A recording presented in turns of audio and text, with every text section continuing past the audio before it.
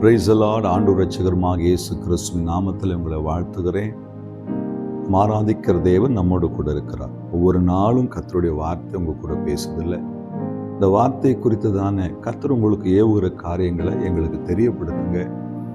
யார் யாருக்கெல்லாம் ஜெப உதவி தேவைப்படுதோ உங்கள் ஜெப குறிப்புகளை என்னுடைய தனிப்பட்ட வாட்ஸ்அப் நம்பருக்கு நீங்கள் அனுப்புங்க. உங்களுக்காய் ஜெபிப்பதற்கு உதவியாக இருக்கும். நிச்சயமாக ஜெபங்கள் வீணாய் போகிறது கிடையாது.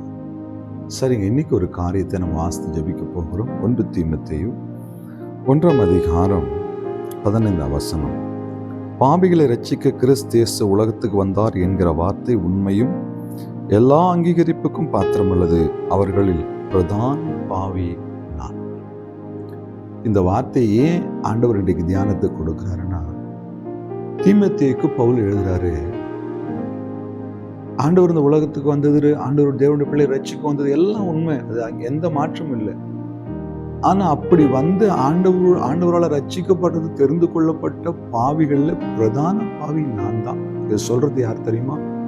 கர்த்தர் எடுத்து வல்லமையாய் பயன்படுத்தி தேசத்தை அசைத்த ஒரு தேவனுடைய மனிதன் அப்போஸ்தலனாகிய பவுல். பரிசுத்த வேதாகமத்தில் அநேக நிருபங்களை எழுதினவர். 9 வரங்களையும் பெற்றுக்கொண்ட தேவ மனிதன் சொல்லுகிற ஒரு வார்த்தை, பாவியிலே பிரதான பாவினா. இந்த வார்த்தை நமக்கு எதை உணர்த்தது தெரியுமா?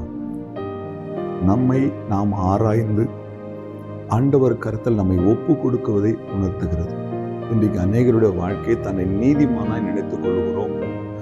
நம்மை நாமே பரிசுத்தவானாய் நினைத்துக் கொள்ளுகிறோம். நம்மை நாமே உயர்ந்தவர்களாய் நினைத்துக் கொள்ளுகிறோம். ஜெப வீரர்களாய் நினைத்துக் கொள்ளுகிறோம். நல்லா கவனிங்க, 9 வரங்களையும் பெற்றுக்கொண்டு தேவனால பயன்படுத்தப்பட்ட ஒரு வல்லமையான தேவ மனிதன் வாயிலிருந்து ஒரு வார்த்தை, பாவியிலே பிரதான பாவி நான் தான். அப்படின்னா என்ன அர்த்தம்னா, இவ்வளவு உயர்வுல இருந்து கூட இன்னும் தேவன் விரும்புகிற பரிசுத்தம், தேவன் விரும்புகிற நீதி என்கிட்ட இல்லைன்றத ஆண்டவர்கிட்ட மனப்பூர்வமாய் ஒப்பு கொடுக்கிறார்.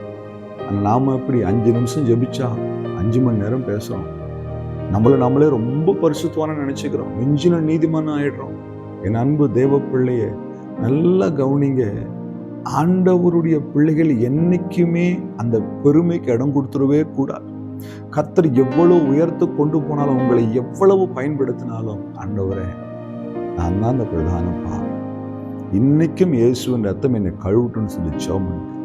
ஒவ்வொரு நாளும் என்னுடைய தனிப்பட்ட ஜெபத்திற்கு போகும்பொழுது ஒரு 15 நிமிடம் என்னுடைய ஒவ்வொரு உறுப்புகளையும் தேவ கரத்தில் ஒப்பு கொடுக்க, ஆண்டவரே எனக்கு தெரியாம எத்தனையோ அருவருப்புகள் எனக்குள்ள வந்திருக்கலாம், பெருமை வந்திருக்கலாம், பொய் வந்திருக்கலாம், இச்சைகள் வந்திருக்கலாம். இந்த ரத்தத்தால கழுவி இந்த ஜெபத்துக்குள்ளே நடத்துங்கப்பான்னு ஜெபிச்சுட்டு தான் என் ஜெபத்தை ஆரம்பிப்பேன்.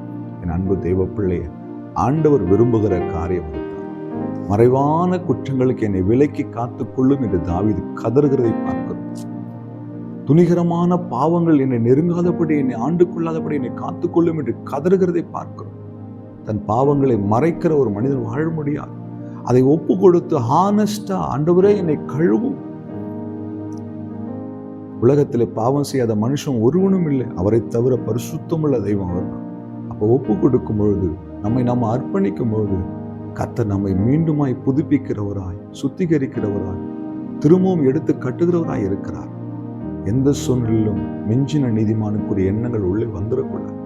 எல்லா நிலைமைகளிலும் ஆண்டவர் பாதத்தில் அமர்ந்திருக்கிற பிள்ளைகளாக வாழ வேண்டும். ஒப்பு கொடுத்து ஜெபிக்கலாமா? இரக்கம் நிறைந்தவரே, பாவிகளே பிரதான பாவி நான் ஐயா.